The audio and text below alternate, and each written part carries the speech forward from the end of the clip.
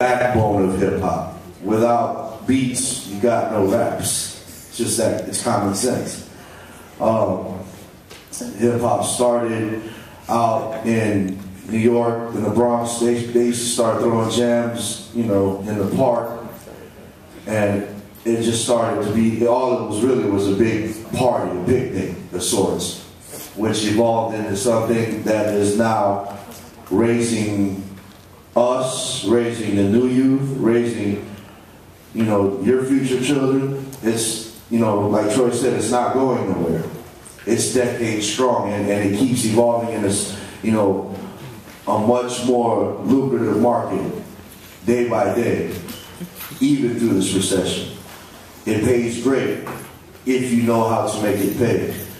I started basic and old school, like when I was a kid, you know, I begged my parents, like, oh, Mom, Dad, please, please, please. You can sacrifice my allowance for a year.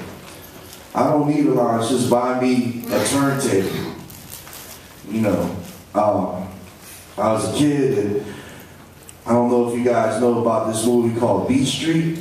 It's an old school movie, right? And you might know, you tatted up like me. You know about graffiti then, right? Okay, so, you know, it was one of those things where I had to beg, Mom, Dad, please, take me to the movie so I can see Beat Street.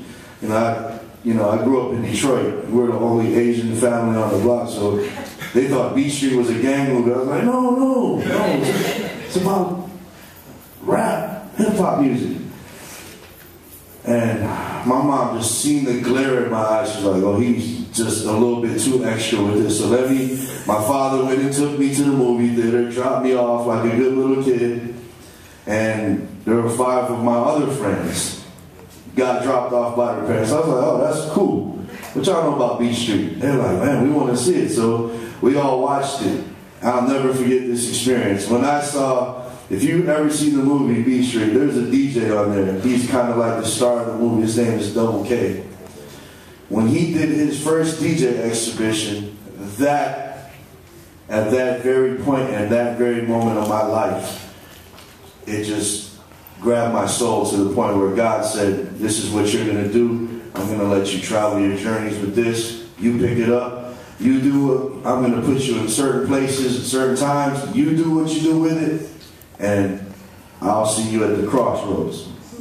That was one of those things for me. Now, when I say passionate, if you want to know what I've done as a history as a DJ, I did a lot.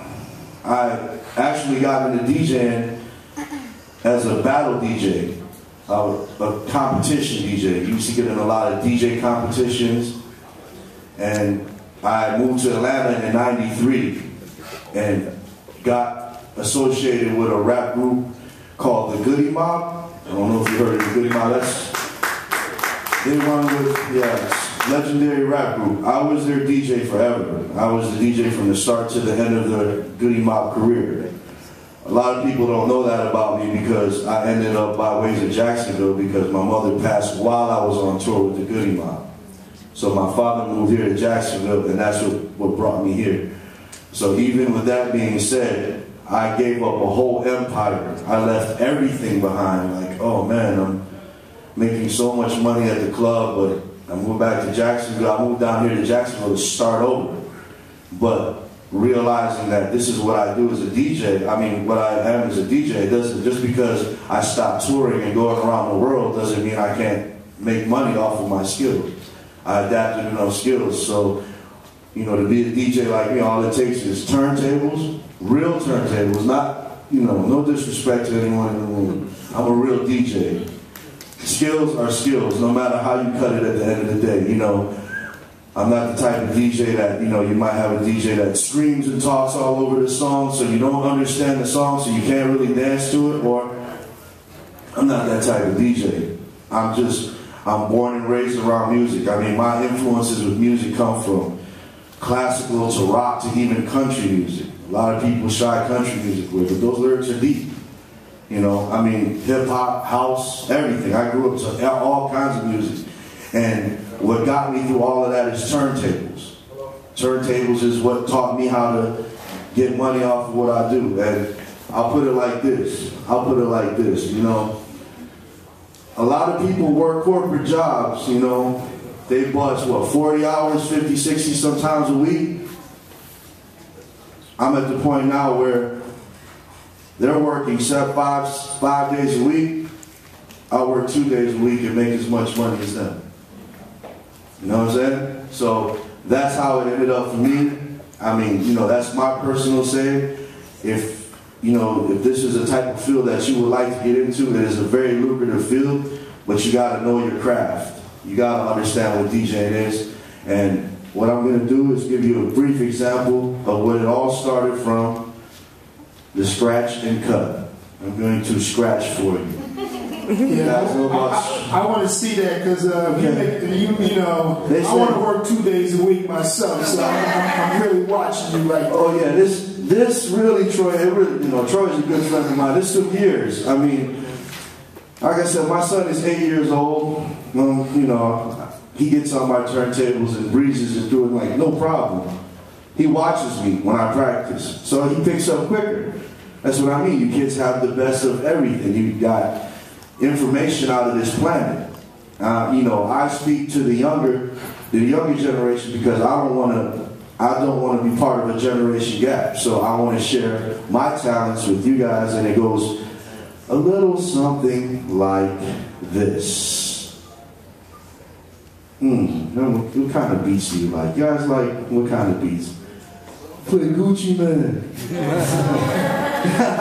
No, I'm not gonna play that. That's just, I mean, you really, I'm gonna be a real guy with you. It's negative music. Doesn't do anything for our community, but make everybody look bad. You can rap about gold and cars and jail all you want, but if you're not making money off it, peace.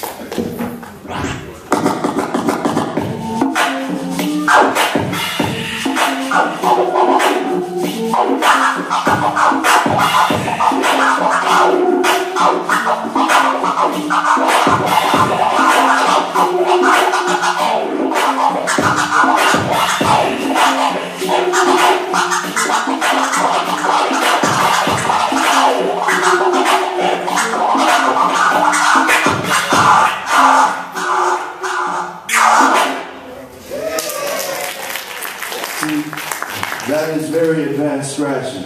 Years. My son, he's 8 years old. He can do that now. Wow. That's what I mean. You kids have it good. You know, all you got to do is sit back and listen. And remember, DJing is the backbone of hip-hop. Now, to touch on what Troy was saying, my equipment that I'm using, yes, I have a laptop.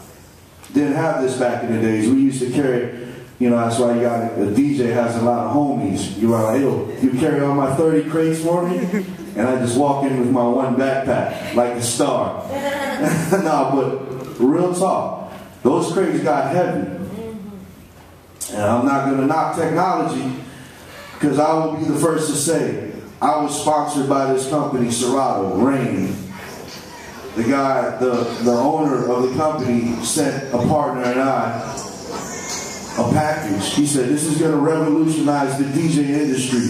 What it's going to do is, you don't have to carry crates no more. All you need is your laptop. We laughed at it. No, I'm going to keep carrying my heavy record crates. And you just realize, you know, I got older, my back started hurting. You know, they managed to compact all your music into MP3s, and you keep them on the hard drive of your computer.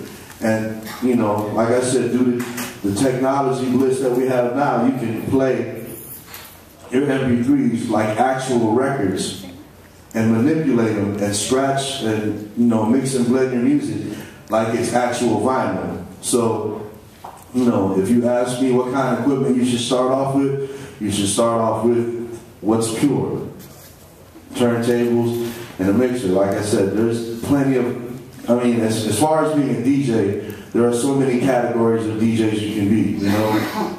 There's just a regular wedding DJ, there's a party rocking DJ, and there's just a DJ that hosts, or there's radio DJs. Just, you know, that's an unlimited world. that's just a world that you'd have to tamper with. Shaka, I got a quick question for you. How many records, how many songs do you actually have on that laptop?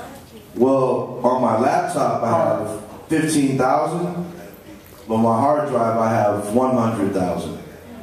So now you can carry 100,000 songs instead of having all these albums. Oh yeah, I'll be driving U-Haul trucks up to the set.